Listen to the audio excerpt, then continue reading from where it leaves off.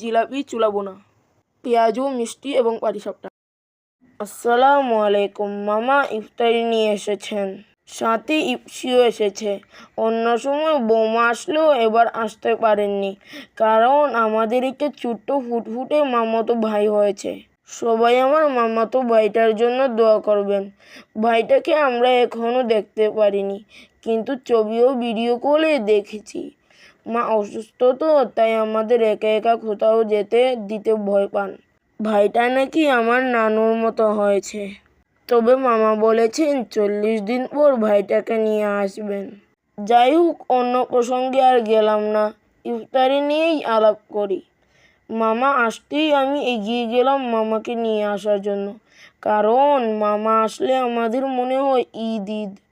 নানা নানু তো নেই, তাই মামাই আমাদের নানা বাড়ির আদর। মামা আসলে মাও জানি এক অন্যরকম আনন্দে ভেসে বেড়ান। মামা আসার কথা শুনলে মায়ের মুখে যে হাসিটা দেখি, তা অন্য কোনো সময় দেখি না। আর ইপসিকে পেয়ে তো মা আরও খুশি, ব্লাড বলে কথা। যাই হোক, মামা ইফতারি আনলেন, সাথে বাসায় অনেক মেহমানও আসলো। সবাই মিলে আমরা একসাথে ইফতারি করলাম। আর আমরা বাচ্চারা ইফতারি কি করব, খেলাধুলা নিয়েই ব্যস্ত।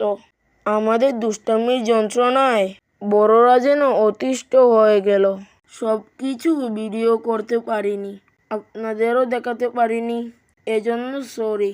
খেলা করব না ভিডিও করব বলেন তো আপনারা? কি যে একটা অবস্থা। আমার খালামণি, মামা, দিদিভাই মিলে হাতে হাতে ইফতার তৈরি করলাম। মা তো কিছুই করতে পারেন না। আগে মা কোনো মেহমান আসলে নিজ হাতে সব কিছু রেডি করতেন, আর এখন বিছানায় বসে শুধু বলে দেন কি করা লাগবে। এদিকে মায়ের মনটা একটু খারাপ হয়ে যায়। তারপরও সবাইকে একসাথে পেয়ে মায়ের আনন্দের জন্য শেষ থাকে না। কিছুদিন পর যদি এভাবেই সবাই আমাদের বাসায় আসতো, অনেক মজা হতো। তবে আজ কিন্তু পড়ালেখা গুল্লায়। আমি যাও একটু পড়ালেখা করলাম, গালিব তো একটুও পড়ালেখা করেনি। মাঝপথে বমি করে গালিবের অবস্থা আরও কাহিল। বেচারা কিছু খেতেও পারলো না।